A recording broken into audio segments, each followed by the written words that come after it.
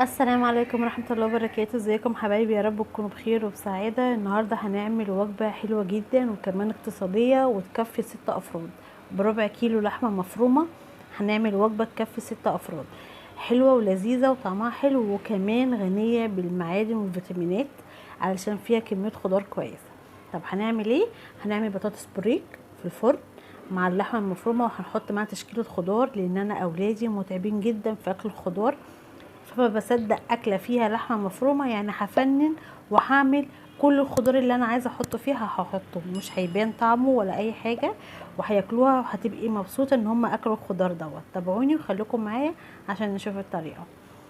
بصوا، اول حاجه انا جبت البطاطس بتاعتي سلقتها على النار مع شويه ملح، حطيتها كده على النار تغلي، وفي طاسه تانية جبت بصلتين حلوين كده شوحتهم لحد ما دبلوا، ونزلت عليهم بكوسيه وكوسايه كده مفرومين ناعم، ونزلت عليهم برضو اديتهم تشويحه كده على النار، حاجات بسيطه مش هحمرهم تحمير، تشويحه بس يتبلوا.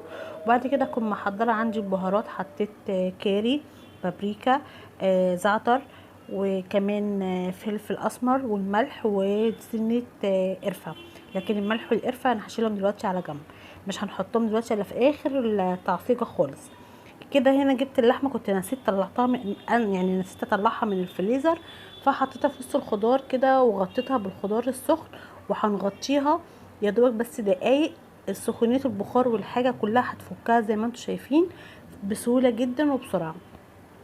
هنديها تقليبه كمان ونزود بقى في اخر حاجه زي ما قلت لكم، هنحط الملح مع سنه القرفه، مش هنحطهم دول في اول البهارات لان الملح بيخلي السوائل بتاعه اللحمه بتنزل فبتبقى ناشفه. دايما خلي الملح بتاعك اخر التسويه، بيكون اخر حاجه. بعد كده هحط ربع كوبايه من الميه وهغطيها واسيبها بس دقيقه واحده تغلي مع بعض.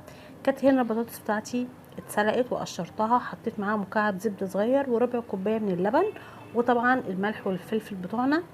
وبعد كده هنبتدي بهرسة البطاطس او بالشوكة او بكوباية، عندك اي حاجة بتحبي تهرسي بيها البطاطس. هنبتدي نهرس البطاطس بتاعتنا ونخليها بريك كده ناعم جدا، ما يكونش فيها تكتلات علشان تطلع معانا الوصفة بتاعتنا كويس. بصوا انا هنا كنت خلاص طحنتها كويس ونعمتها حلوة قوي. هنجيب بقى هنا معانا طاسة فيها قطع زبدة او معلقة زيت، اي اقدام انت حباه، وهندهن بيها الصينيه بتاعتنا، او لو طاسه هتعمليها بتخش الفرن اي حاجه. انا جبت الصينيه المدوره ديت وهبتدي اخد تلات ارباع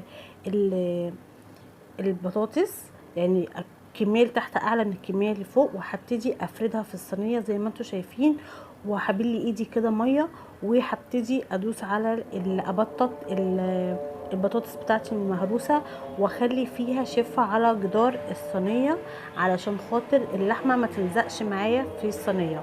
تمام.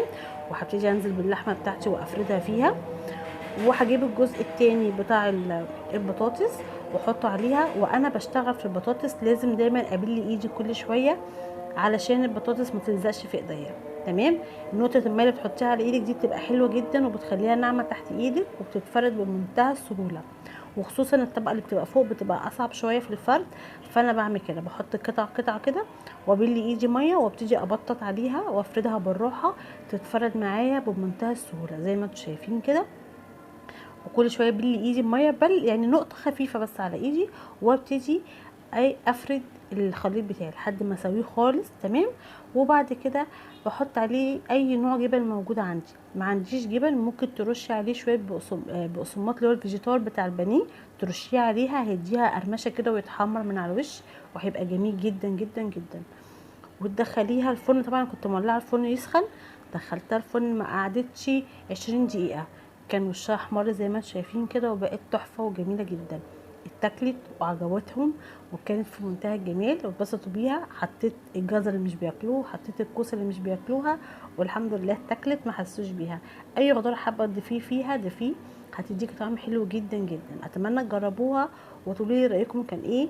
واتمنى لو ما اشتركتوش في القناه لايك وشير، وما تنسونيش في الاشتراك القناه وفعلوا لي الجرس علشان يوصل لكم كل جديد باذن الله. اتمنى دعمكم، ويا رب تكونوا بخير والف هنا وشفا، وربنا يا رب يحسن ما بين ايديكم يا رب. السلام عليكم ورحمه الله وبركاته.